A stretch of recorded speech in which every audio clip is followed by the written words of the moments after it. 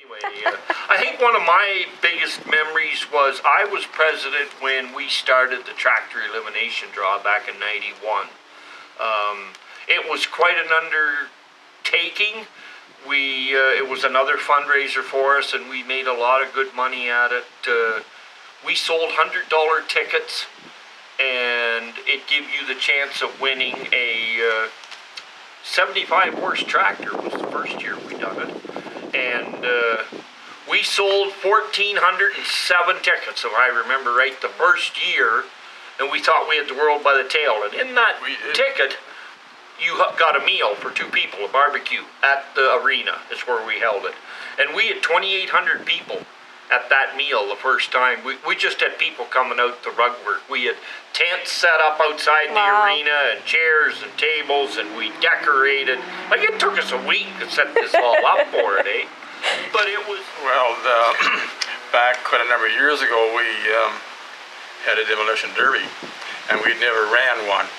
None of us ever did that. And so anyway, we got it all set up, and with a bunch of rookies running the thing, and the fire department, they were here. And the idea was that when a car was immobilized, it was either couldn't move or whatever, they had so many seconds, I think it was 10 seconds or something to move. And when they became immobilized, somebody would have a little red flag, and they were counting 1 potato, 2 potatoes, sort of thing, till they get to 10. And then the fire siren would blow, and that guy would have to get out. Yeah. Everybody to stop. When the flag comes on roll, that's when the siren sounds to stop the action, because that's an emergency sort of thing. Right. So Martin, he's counting 1 potato, 2 potato, and in his counting, the damn flag comes undone, and everybody's still roaring around. This car is on its side, which should have been counted out, but anyway, the flag comes on roll, and the fire siren blows, and all the action stops. Well, everybody, those guys are still running around. They were mad like wet chicken. I think one of my biggest memories was I was president when we started the tractor elimination draw back in '91. It was quite an undertaking. It was another fundraiser for us, and we made a lot of good money at it.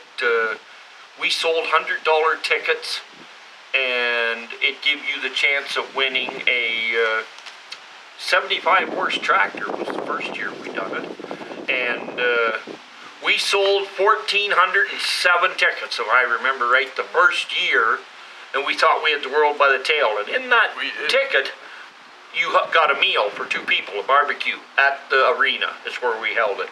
And we had 2,800 people at that meal the first time. We just had people coming out to rug work. We had tents set up outside the arena, and chairs and tables, and we decorated. Like, it took us a week to set this all up for it, eh? But it was, we run that for 8 years. And then it got to the point it was basically 6 or 8 or 10 of us that was doing a lot of the work, and we couldn't get new blood involved, and it went by the wayside on us. It got tougher to sell $100 tickets because there was more people doing it than when we started. Like, try and talk a guy to spend $100 on a ticket was quite a little job, wasn't it, Neil, at the start? You know, $100 a lot of money back. Oh, you darn tootin' it was 30 years ago. Today you're spending money. Yeah, today, just drop the bucket. But they still receive of it. Oh, yeah. That was one of my best memories of running that. I was president when we run it for 2 years, and it was a good deal. Talk to me. I come on, and I wanted to build this new barn. And in order to have the funds to build that, we run this combine demolition, with the average Joe thought we were ludicrous. What is a combine demolition? And they had run the odd one in the West. I'm not sure if it was Saskatchewan or Manitoba. So we got a set of rules from them, and we put this together, and we got hay wagons all the way around our horse ring on the other side, and we were expecting a big crowd. Well, about an hour before it happened, we only had 200 or 300 people here, and we thought, oh, this is going to be a flop as sure as anything. Anyways, all of a sudden the people started coming, and they were lined up out here over to the roundhouse to get in to see this. I think the first year we had 9 combines in that demolition that And we actually had 2 new combines that we put in the ring first. Do you remember Brian Wilson and Pete Vanderborn was driving those 2 combines, and they brought them, yeah, they were going to crash these new ones, but they didn't. It was just a show. Anyways, that was the start of it. It was an awesome fundraiser for us. It made literally thousands of dollars. But just a little detail on it, we had to make these combines that they were safe. They had to put seat belts on them. Fellas had to wear helmets. They had to have visibility completely around them from the seat. And I phoned the gal in Tron at Law Insurance at the time for liability to run this. And this lady had the nerve to ask me what a combine was. And I thought, like, just kidding, really, because she had no clue.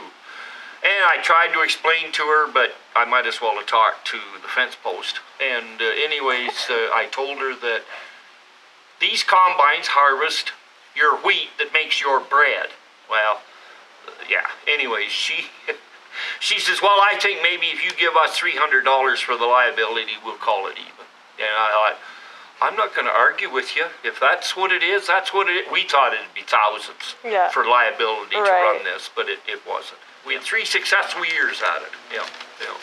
But anyways, it was a lot of fun running it. There was a lot of people enjoyed it, and it was an awesome fundraiser for us.